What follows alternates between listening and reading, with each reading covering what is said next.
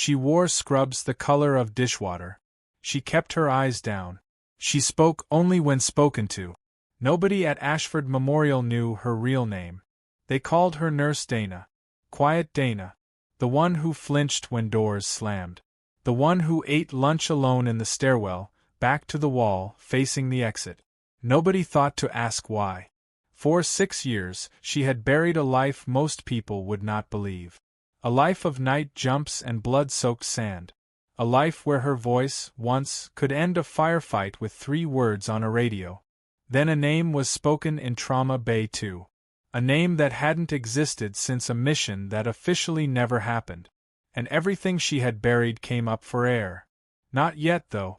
First, you need to understand what she gave up to disappear. Welcome back to Silent Heroes. If you're new here, hit that subscribe button right now, and drop a comment telling us where in the world you're watching from tonight. Also guess this. How many years do you think Dana spent hiding who she really was? Type your guess below. Now back to the story. Ashford Memorial sat on the edge of a mid-sized city, the kind of hospital that saw car wrecks on Friday nights and quiet flu season Tuesdays. Beige walls.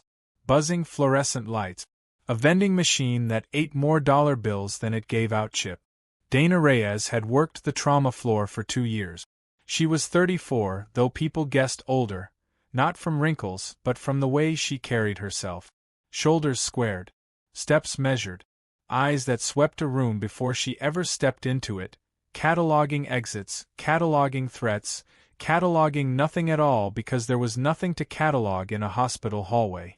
Old habits didn't know that. Her hands told a story if you looked closely enough. Calluses in strange places. A thin white scar across her left knuckles. Another, longer one, disappearing under her sleeve near the elbow. She always wore long sleeves, even in July. Nobody asked. Not really.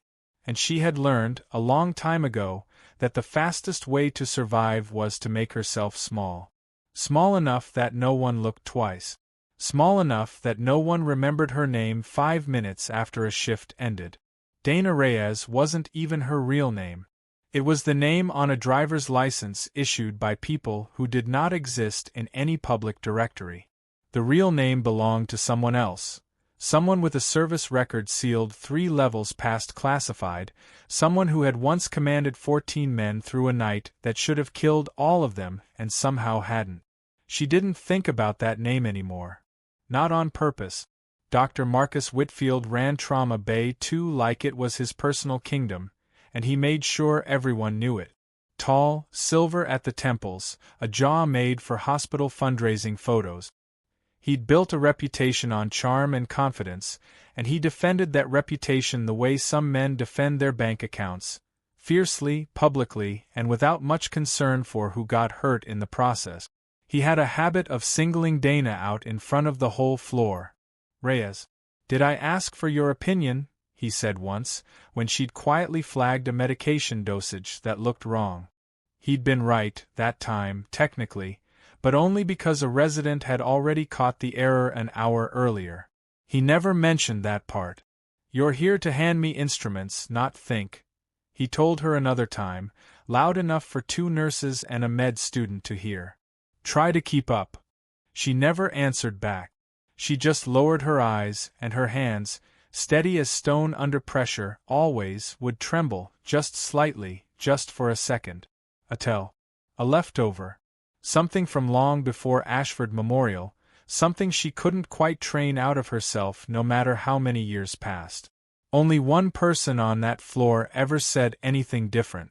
Old Mr. Castellano, 81, third readmission that year for his heart, patted her hand one slow Tuesday afternoon while she checked his 4-line. You're not like the others here, he said, watching her face carefully. You move like someone who's seen real trouble. Not hospital trouble. Real trouble. Dana forced a small smile. I don't know what you mean, Mr. Castellano. Hum. He didn't push it, but his eyes stayed on her a beat too long, like a man who'd spent 81 years learning to read people and wasn't about to stop now. Whatever it is, he said quietly, you don't have to hide it from everybody. Not forever. She squeezed his hand and moved to the next bed, and told herself she'd forget the conversation by the end of her shift. She did not forget it. 3 weeks passed. Ordinary weeks. Whitfield humiliated her twice more. She said nothing both times. Her hands trembled both times, and both times she buried the tremor before anyone else could see it. Then came the Tuesday night that changed everything. At 11:47 p.m., the ambulance bay doors slammed open so hard the glass rattled in the frames. The gurney came through fast, wheels screaming against tile, 2 paramedics shouting numbers that blurred together into noise. Male, mid-20s, multiple stab wounds, BP dropping, we've got maybe minutes. Whitfield stepped in front of the gurney like a man stepping into a spotlight. I've got this. Everybody clear a path. By 11:49 p.m., Trauma Bay 2 was chaos dressed up as control. The patient's name was Ethan Cole, 26. Black belt in Krav Maga, according to the ID in his wallet, though nobody had time to care about that yet. He'd been jumped outside a downtown parking garage. 3 men, a robbery gone wrong, a knife instead of a gun. He'd fought back. He'd lost. His shirt was soaked through, dark red spreading fast. His blood pressure was crashing. Monitors screamed. Whitfield barked orders like a man who'd read about trauma surgery instead of lived it. Pressure on the abdominal wound. Get me 2 units Oneg, somebody page surgery. Dana stood at the foot of the bed, and something in her went very, very still. She saw it before anyone else did. The way Ethan's abdomen was distending, not just from blood loss but from something building underneath. Pressure without an obvious exit wound. The way his breathing had gone shallow and fast, not from panic, but from something restricting his diaphragm. The way his neck veins, just barely, had started to bulge. Tension pneumothorax. Or worse, a hidden chest wound bleeding into the pleural space, collapsing the lung from the inside while everyone stared at the wrong hole in his body. She'd seen this exact presentation before. Not in a hospital. In a compound 3,000 miles from here, on a night when the nearest real surgeon was 6 hours out by helicopter and she'd had to make the call herself. Dr. Whitfield. Her voice was quiet. Steady. Check his left chest. I think there's a second wound. He's tensioning. Whitfield didn't even look up. I said clear a path, Reyes. Not offer a diagnosis. His trachea's shifting, she said. Listen to his breath sounds. Left side's silent. I don't need a nurse telling me how to read a patient. He snapped a glove onto his wrist, hard, the way men do when they want the sound to mean something. Pressure. Now. On the wound I can see. The monitor screamed louder. Ethan's oxygen saturation dropped, 91. 88, 85. Dana's jaw tightened. Her hands, for one visible second, trembled at her sides. And then, low, barely audible, Ethan Cole, half-conscious, lips blue, blood loss dragging him toward the dark, moved his lips and said a word. Not a groan. Not gibberish. A call sign. Ghost. 6. The room didn't stop. The monitors kept beeping, the paramedics kept talking, Whitfield kept shouting for pressure. But for Dana, everything else went silent. The word hit the room like a detonation. Nobody else understood what they'd just heard. To them it was the delirious mumbling of a dying man. To Dana, it was a door blown open on a life she'd spent 6 years trying to seal shut. Ghost 6. A call sign given to exactly one person in her old unit, the one who ran comms, who kept 14 men alive on a night the official report claimed never happened. Her call sign. Her hands stopped trembling. All of them. How does he know that? She whispered, so quiet even she barely heard herself. She didn't have time to ask why. She didn't have time to wonder how a 26-year-old civilian with a Krav Maga black belt would know a classified Navy SEAL call sign that hadn't been spoken aloud since a redacted mission report got locked in a vault nobody was supposed to open again. Because his oxygen dropped to 82, and his lips were turning the color of ash, and Whitfield was still pressing a wound that wasn't the one killing him. Dr. Whitfield. Her voice had changed. Lower. Flat. Final. If you don't decompress his chest in the next 30 seconds, he dies. Right here. In front of everyone. Whitfield's head snapped up, fury flashing across his face, the fury of a man being contradicted in his own kingdom. Get her out of my trauma bay. No, Dana said. One word. No explanation. No apology. The room actually went quiet for a half-second, nurses glancing up, a resident's hand freezing mid-motion, even the monitors seeming to hold their breath. I am done hiding, she said, and reached for the crash cart. Whitfield grabbed her wrist. You touched that patient without my authorization, you're finished at this hospital. I will have your license. Dana looked down at his hand on her wrist, then up into his eyes, and something in her gaze made him let go before she even said a word. Then have it, she said. After he's alive to see you take it. She turned to the crash cart, and her hands, the hands that had trembled through 2 years of humiliation, through every quiet insult, every dismissed warning, did not shake at all now. They were exactly as steady as they'd been the last time she'd done this. On a rooftop. In the dark. With no monitors, no backup, and no one but herself to trust. She grabbed a 14-gauge needle, and for the first time in 6 years, moved like the person she used to be. She found the landmark in half a second, second intercostal space, mid-clavicular line, right where it had always been, right where her hands remembered it even when her mind had spent 6 years trying to forget. Somebody hold him still, Dana said. Not a request. An order. And 2 nurses who'd never once heard her raise her voice found themselves obeying without question. For anyone watching who doesn't know the medicine, here's what was actually happening inside Ethan Cole's chest, and why every second mattered. Attention pneumothorax occurs when air or blood gets trapped in the space around the lung and has nowhere to escape. With every breath, more pressure builds. The lung collapses. Then the pressure starts pushing on the heart and the major blood vessels, crushing them, cutting off circulation to the entire body. Left untreated, it kills in minutes, sometimes less. The fix isn't complicated in theory. A needle, inserted at the right spot, releases the trapped air immediately. But it has to be the right spot, at the right depth, at the right moment. There's no time to hesitate. No time to second-guess. Dana didn't hesitate.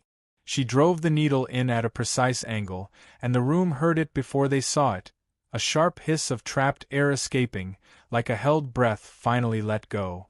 Ethan's chest, which had been rising in short, useless little pulls, suddenly expanded fully. His oxygen monitor, which had been sliding toward the low 80s, ticked upward. 84, 87, 90. Sat's climbing, a resident said, disbelief cracking his voice. Sat's actually climbing.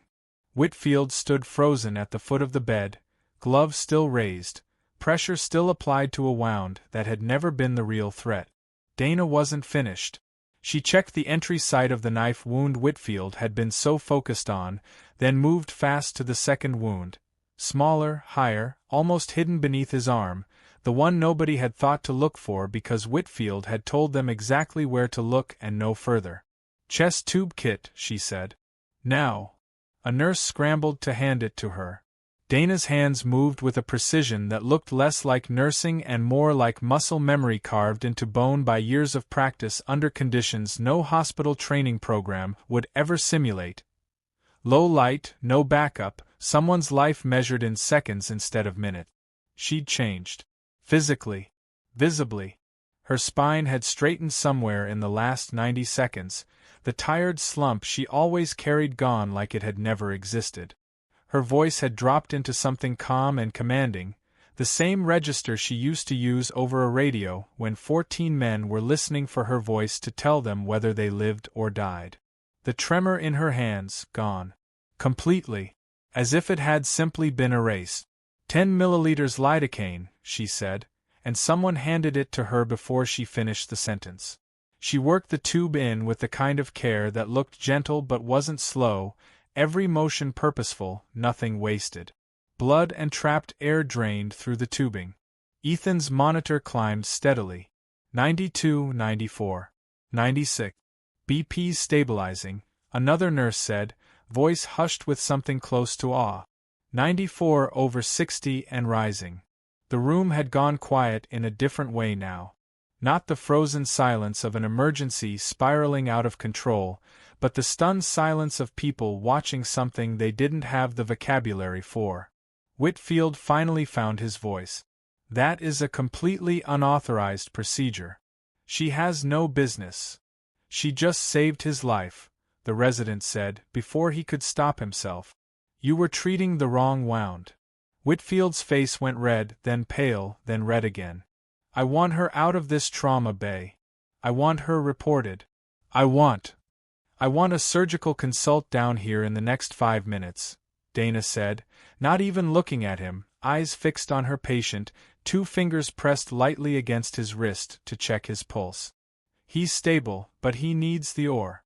Somebody page Dr. Alvarez. Nobody moved to obey Whitfield. Everybody moved to obey her. Ethan Cole's eyes fluttered open, just for a moment, glassy and unfocused, fighting through the fog of blood loss and adrenaline. His gaze found Dana's face and held there. 6. He whispered again, barely audible. Ghost 6. It's really you. Dana leaned down, close enough that only he could hear her. Who are you? She whispered back, urgent, almost pleading. How do you know that name? But his eyes had already rolled back, consciousness slipping away again, the sedation and blood loss pulling him under before he could answer. Dana straightened up slowly. The whole trauma bay was staring at her now, nurses, the resident, 2 paramedics who hadn't left yet, and Whitfield, standing at the foot of the bed with his gloves still on, his authority in visible pieces on the floor around him. Who? Whitfield said, voice shaking with something between fury and fear. Are you? Dana looked at him. Really looked at him, for the first time in 2 years, without lowering her eyes. Someone you should have listened to, she said quietly, 3 minutes ago. Behind her, the doors to Trauma Bay 2 opened again. This time, it wasn't paramedics. It was hospital security. And they weren't there for Whitfield. Dana Reyes. The security officer's voice was flat, official, uncomfortable. I need you to come with us. Behind him stood the hospital's compliance director, a thin woman named Patricia Hollis, who Dana had spoken to maybe twice in 2 years, both times about parking permit. Dr. Whitfield has filed an incident report, Hollis said, holding a tablet like a shield. Unauthorized invasive procedure, performed without physician consent, on hospital property.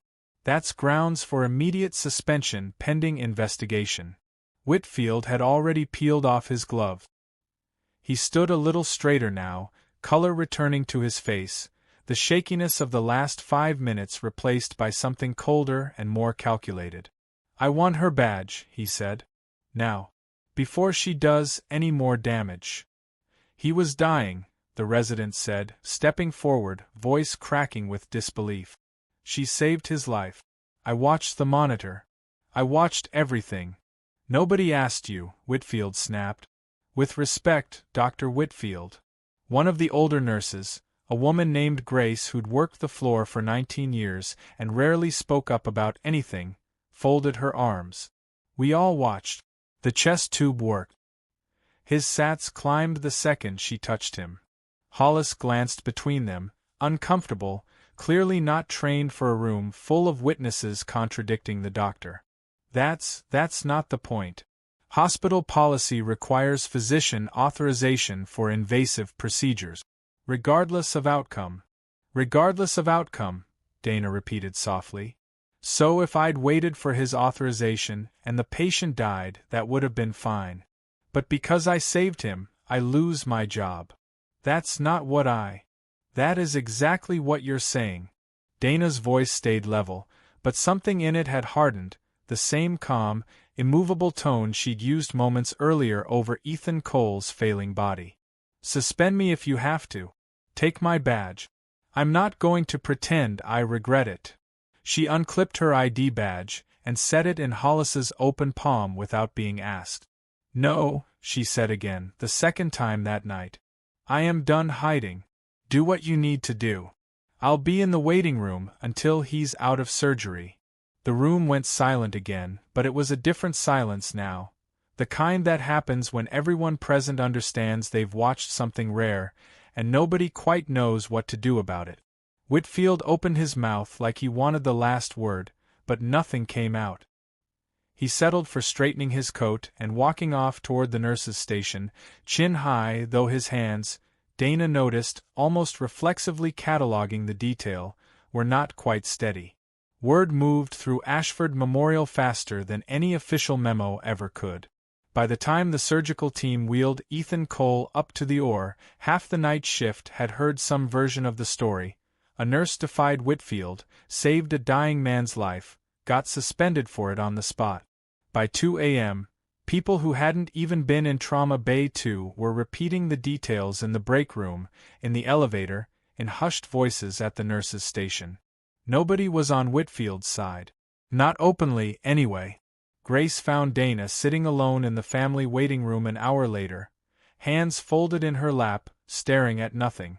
You didn't have to do that, Grace said, sitting down beside her. Give up the badge without a fight. I did, Dana said quietly. There wasn't going to be a fight I could win in that room. Not that way. Grace studied her for a long moment. You've done that before, haven't you? Something like tonight. Not here, somewhere else. Dana didn't answer. Whoever you were before Ashford Memorial, Grace said gently. He heard your name. That patient. He knew you. I don't know how, Dana said, and for the first time all night her voice cracked, just slightly, just enough to reveal the exhaustion buried underneath 6 years of careful control. I don't know how a 26-year-old civilian knows a call sign that was never supposed to exist outside a locked file. Down the hall, Mr. Castellano, who'd been readmitted again that week, sat propped up in his bed with the door cracked open, listening to the hallway chatter the way old men in hospitals often do, half out of boredom, half because there's little else to do at 2 a.m. but pay attention. He caught Dana's name in the murmur of passing nurses. He caught the words, suspended, and saved his life, in the same sentence, and something in his weathered face settled into quiet certainty, like a man watching a piece finally click into a puzzle he'd been working for weeks. Knew it, he murmured to no one, and closed his eyes to rest. At 3:14 a.m., the hospital's front doors opened, and 3 people in dark coats walked in like they owned the building. They asked for Dana Reyes by a name the front desk had never heard before. We're looking for Commander Reyes, the man in front said. Broad-shouldered, gray at the temples, a Navy officer's bearing even in civilian clothes. The kind of posture you don't learn. You earn it one deployment at a time. We were told she works here under a different name. The front desk attendant blinked. We have a Dana Reyes on staff. She's a nurse. That's her, the man said. Where is she? Grace, who happened to be walking past with an armful of charts, stopped cold at the word commander. Within minutes, word reached the waiting room where Dana sat with her badge gone and her future at Ashford Memorial hanging in limbo. She looked up when she heard footsteps, measured, unhurried, unmistakably military, and felt something in her chest seize. She knew that walk before she saw the face. Captain Ortiz, she said quietly, standing. Commander. He stopped in front of her, and for a moment, the exhausted nurse in dishwater scrubs and the decorated naval officer in front of him seemed to be looking at 2 different people occupying the same body. You've been hard to find. That was the idea, Dana said. By now, a small crowd had gathered without quite meaning to. Grace, the resident from the Trauma Bay, 2 off-duty nurses who'd stayed late out of curiosity, even Hollis from compliance, tablet still in hand, uncertain what she was witnessing. Whitfield arrived last, drawn by the commotion, still wearing his white coat like armor. What is going on here? He demanded. Who are these people? Captain Ortiz turned to him slowly, the way a man turns when he's spent 30 years learning that patience is a weapon too. And you are? Dr. Marcus Whitfield. Head of Trauma Services. I'd like to know why 3 strangers are disrupting my hospital at 3 in the morning. Your hospital, Ortiz repeated, something flat and unimpressed in his voice. I see. He turned back to Dana. We got a flag 2 hours ago. A civilian trauma case, gunshot and stab wounds, mumbling a classified call sign in an ER 30 miles from where you're registered under an assumed identity. Command doesn't like coincidences like that. Neither do I. Is he one of ours? Dana asked. Ethan Cole. Is that even his real name? We're still working that out, Ortiz said. But I didn't come here about him. Not tonight. He looked around the waiting room, at the tired faces watching this unfold like something out of a movie they hadn't bought tickets for. I came here because I heard you got suspended. For saving a man's life. Whitfield's jaw tightened. There were procedural violations. Doctor. Ortiz's voice didn't rise, but it cut through the room like a blade anyway. Do you know who this woman is? Whitfield said nothing.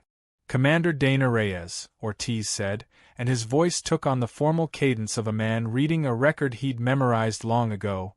Served 11 years as a Navy corpsman attached to a Special Operations Unit. 2 Bronze Stars. A Silver Star for actions during an extraction under fire that saved 11 Marines pinned down without air support. A Purple Heart for injuries sustained protecting a wounded teammate under direct enemy contact. He paused. She commanded a joint medical tactical team for the final 3 years of her service. 14 men. 0 combat fatalities under her care. 0. The waiting room had gone completely, utterly silent. She didn't retire because she wanted to, Ortiz continued, quieter now. She retired because the last mission cost her something the record doesn't fully explain, and because Command decided her face needed to disappear for a while. That's the only reason she's been hiding under a name that isn't hers, working nights in a building like this one, letting men like you talk down to her. He looked at Whitfield now, and there was nothing warm in his eyes at all. And tonight, apparently, she saved a man's life while you stood there pressing on the wrong wound. Whitfield's mouth opened. Closed. Opened again. The procedure wasn't authorized, that's a matter of hospital policy, not military record. Dr. Whitfield. Hollis's voice, from behind him, sounded suddenly very small. I think we need to revisit the incident report. You think, Whitfield snapped, panic edging into his voice now, that a military record excuses violating protocol in my trauma bay? I think, Ortiz said, stepping closer, voice dropping to something almost gentle, almost worse for how calm it was, that you should consider very carefully what you say next. Because there are 11 Marines who are alive today because this woman didn't wait for anyone's authorization when it counted. And from what I'm hearing, tonight makes 12. Whitfield looked around the room, at Grace's crossed arms, at the resident's barely concealed anger, at Hollis's stricken face, at the small crowd of nurses who weren't hiding their contempt anymore, and seemed, for the first time all night, to understand exactly how alone he was. This is absurd, he said, but his voice had lost its command. I built this trauma department. I have publications. I have. You have a patient, Dana said quietly, who almost died tonight because you were too proud to listen to a nurse. Whitfield's face went white.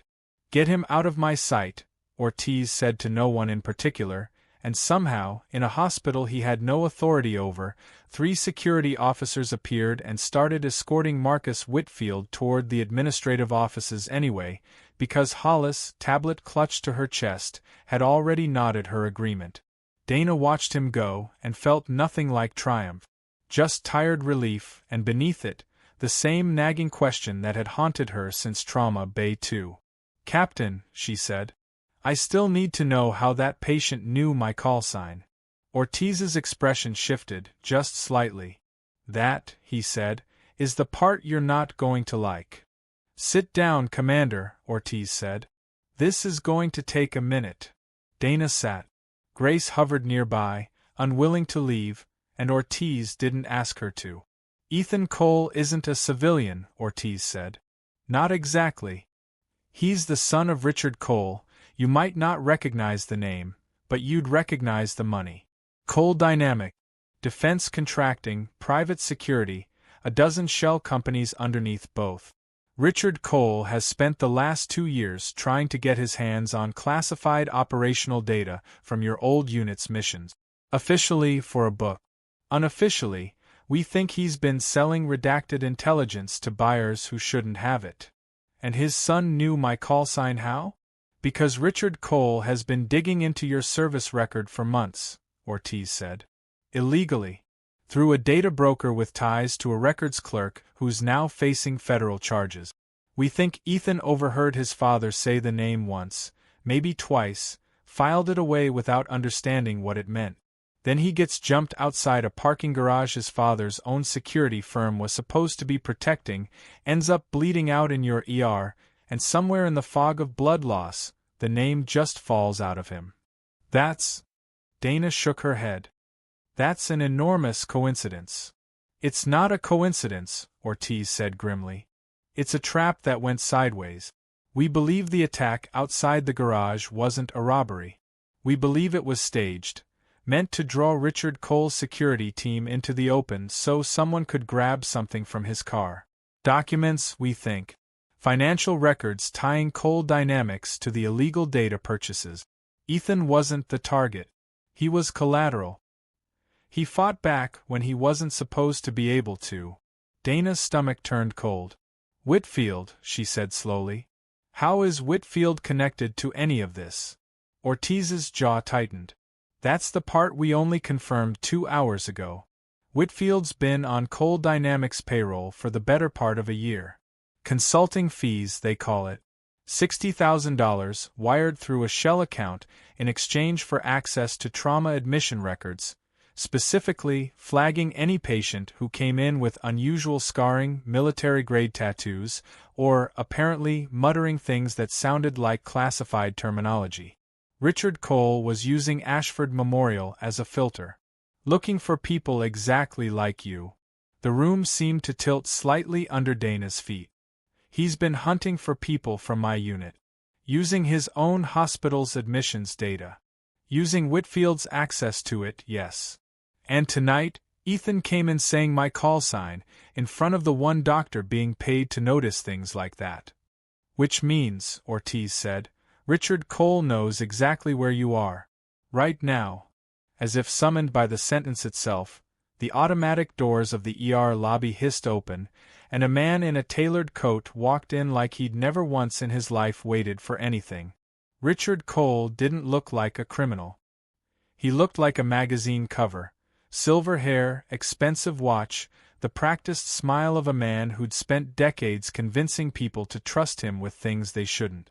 2 men flanked him, broad and quiet, wearing the kind of bland dark suits that tried very hard not to look like what they were. I'm here for my son, Cole said, voice carrying across the lobby, pleasant and reasonable. And I understand there's some kind of misunderstanding involving hospital staff. Ortiz stepped forward, putting himself slightly in front of Dana without making it look deliberate. Mr. Cole, we were just talking about you. Cole's smile didn't waver, but something behind his eyes went very still. Captain Ortiz, I wasn't aware the Navy made house calls. We make them when someone's been buying classified data through a hospital compliance loophole, Ortiz said evenly. Funny how that works.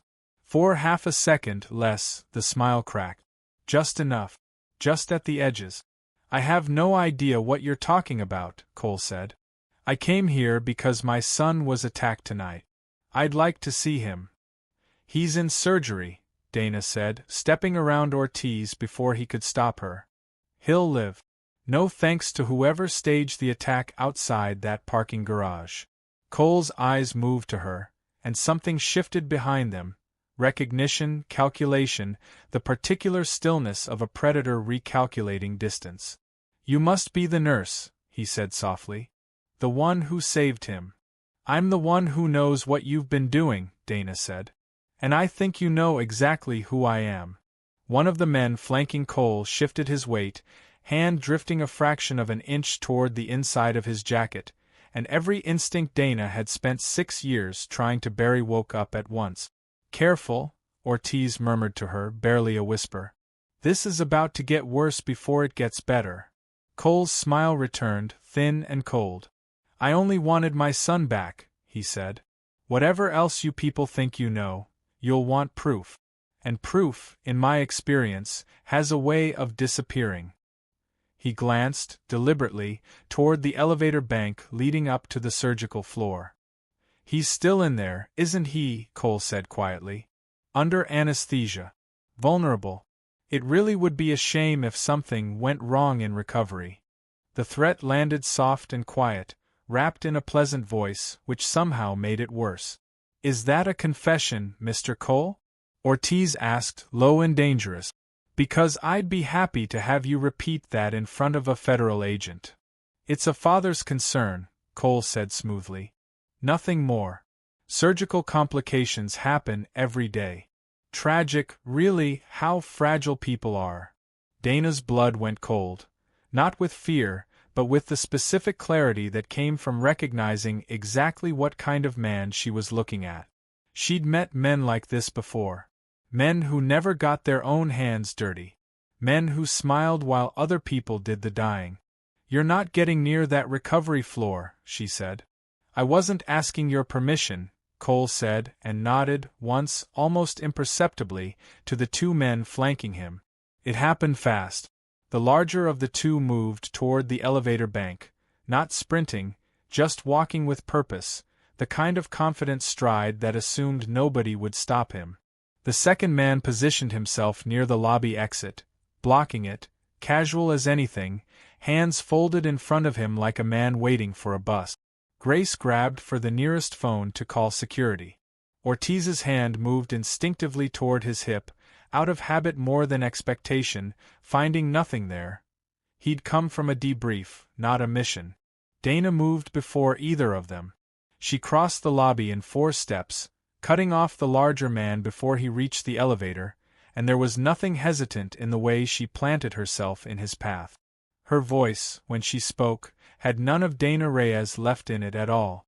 "Take one more step," she said, "and you'll regret every choice that led you to this building." The man smiled, unimpressed, sizing her up the way men like him always did, quickly, dismissively, wrongly. "Move, lady." He reached for her shoulder to push her aside.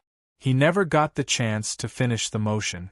6 years of hiding fell away in under 2 seconds. Dana redirected his grip, used his own forward momentum against him, and had him face down against the tile before Grace had even finished dialing security. It wasn't dramatic. It wasn't a movie fight. It was fast, economical, and utterly final, the kind of thing you only learn by needing it to work the first time, every time, with no room for a second attempt. "Don't," she said calmly, a knee against his shoulder blade, "move." The second man at the exit started forward, and Ortiz, despite having no weapon, despite being 20 years past his prime deployment, stepped into his path with the flat, immovable authority of a man who'd commanded rooms far more dangerous than a hospital lobby. "Sit down."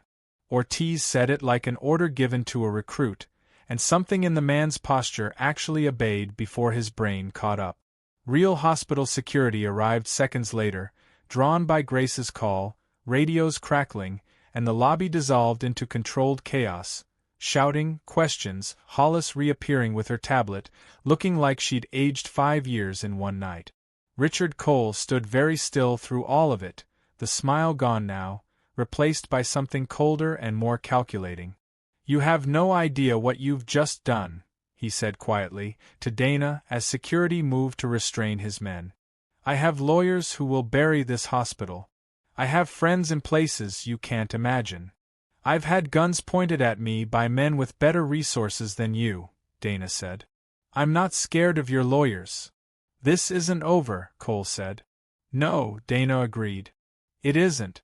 Because somewhere upstairs, your son is in surgery, and when he wakes up, he's going to want to know exactly what his father's been doing behind his back."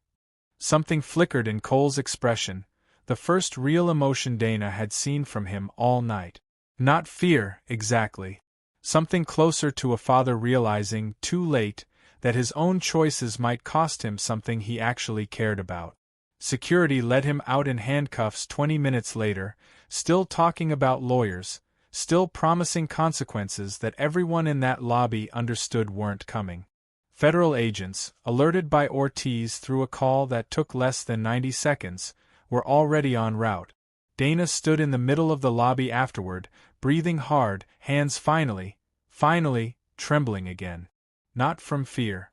From adrenaline finally catching up to a body that had spent 6 years pretending it didn't remember how to do any of this.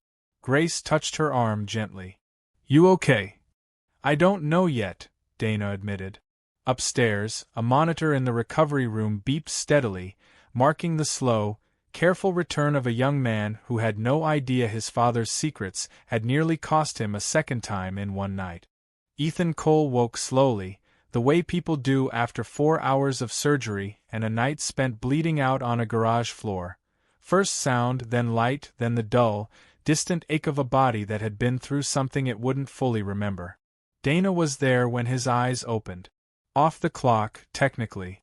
Suspended, technically. But nobody had told her to leave, and nobody had tried. "Hey," she said softly. "You're safe."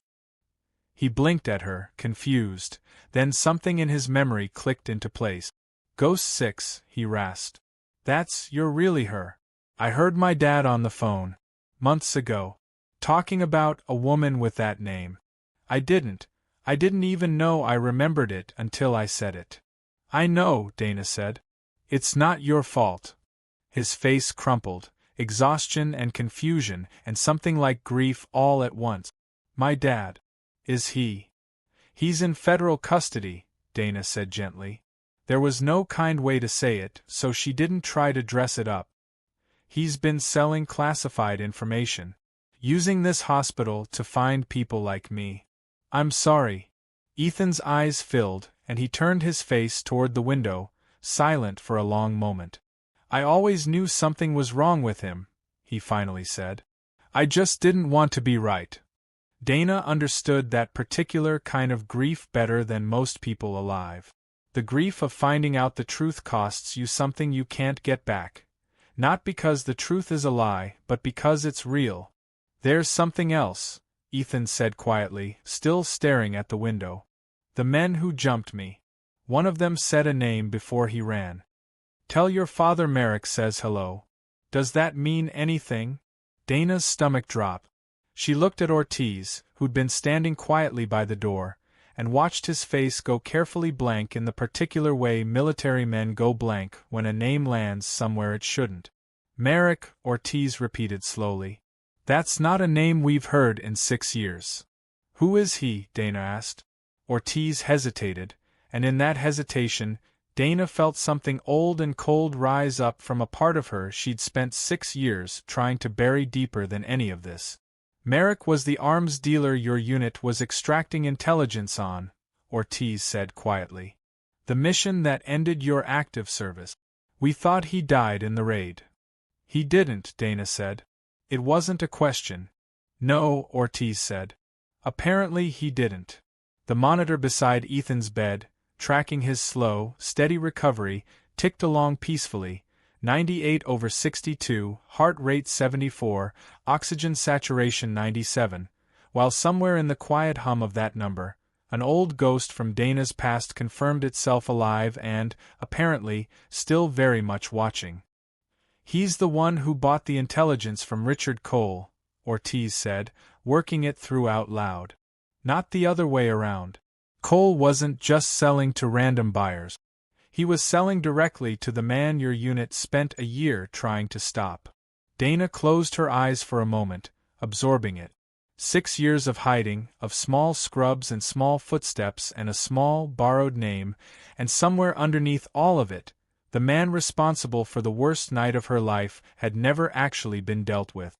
Had, instead, been patiently waiting, buying his way toward finding her. "He knows I'm alive," she said quietly. "He's known for a while." "We'll find him," Ortiz said. "Properly this time." With everything we've got. No, Dana said, and there was something in her voice now that made even Ortiz go still, not defiance, exactly, but resolve, hard and settled, the voice of a woman who had spent 6 years running from a fight she now understood she'd never actually finished. I'm coming with you. Commander. I didn't survive that night by accident, Captain, she said. And I'm not going to spend the rest of my life hiding from a man who never should have lived through it either. Ethan watched this exchange from his hospital bed, pale and fragile but listening intently, and something in his young face shifted. Not quite admiration, not quite fear, but the dawning understanding that the quiet nurse who'd saved his life was about to walk straight back into the exact kind of danger she'd spent 6 years running from. You don't have to do that, he said quietly. Not because of me. I'm not doing it because of you, Dana said, softening for the first time all night. I'm doing it because it should have ended 6 years ago, and it didn't, and people like your father kept it alive by chasing money instead of doing what was right. She squeezed his hand gently. You get to heal now. That's your only job. His vitals held steady on the monitor. 98/62. Stable. Outside the recovery room window, the first gray light of dawn was starting to creep over the city skyline, and somewhere out there, a man named Merrick was still breathing, still free, and now, for the first time in 6 years, aware that the woman he'd once tried to kill was very much alive, and no longer hiding. 3 weeks later, Ashford Memorial looked the same on the outside. Same beige walls, same buzzing lights, same vending machine that ate more dollars than it gave back. But inside, almost everything had changed. Marcus Whitfield's name was gone from the Trauma Department directory. The official statement, released quietly through Hollis's office, cited policy violations related to unauthorized financial arrangements, corporate language for the fact that he'd sold patient screening data to a defense contractor with ties to an international arms dealer, and gotten caught doing it because a nurse he'd spent 2 years humiliating had refused to stay small. He lost his license within the month. Federal charges followed not long after, tangled up with Richard Cole's much larger case: wire fraud, illegal data trafficking, obstruction. Cole's lawyers, exactly as promised, tried to bury the hospital in litigation. It didn't work. Grace liked to say the lawsuits died the same way Cole's credibility had, quietly, and without much of a fight once the truth got loose. Merrick was found 11 days later, in a rented villa 2 countries away, thanks to intelligence Dana herself helped recover during a joint operation that never officially happened, filed under a classification that would keep it sealed for decades. She didn't talk about what happened there. Ortiz didn't ask her to. Some things stayed buried by choice, not shame. Dana came back to Ashford Memorial 2 weeks after that, not as Dana Reyes hiding in dishwater scrubs, but as Commander Dana Reyes, reinstated with full hospital backing and something new attached to her name. Director of the newly created Trauma Resilience Program, a position built specifically around her, combining emergency trauma care with tactical field medicine training for the hospital's entire staff. She didn't have to hide the scars on her arms anymore. She wore short sleeves for the first time in 2 years on her first day back, and nobody stared.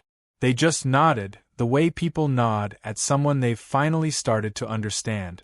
Mr. Castellano was there for her first shift, propped up in his usual bed, grinning like a man who'd called it from the start. "Told you," he said, when she stopped by his room. "Didn't I tell you?" "You told me," Dana admitted, smiling. A real smile, easy and unguarded, the kind she hadn't let herself wear in years. "You were right. Old men usually are," he said, patting her hand the way he had that first slow Tuesday afternoon, about the things that matter. Ethan Cole visited too, walking now, still healing, still working through the complicated grief of a father who'd chosen greed over him more than once.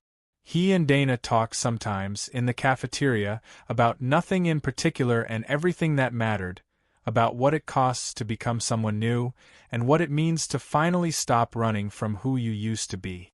"You saved my life twice," he told her once. "The chest tube.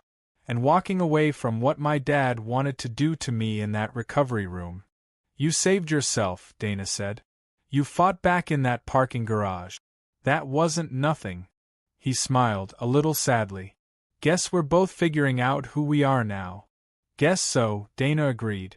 The trauma bay ran differently now. Nurses who'd once flinched under Whitfield's voice spoke up freely.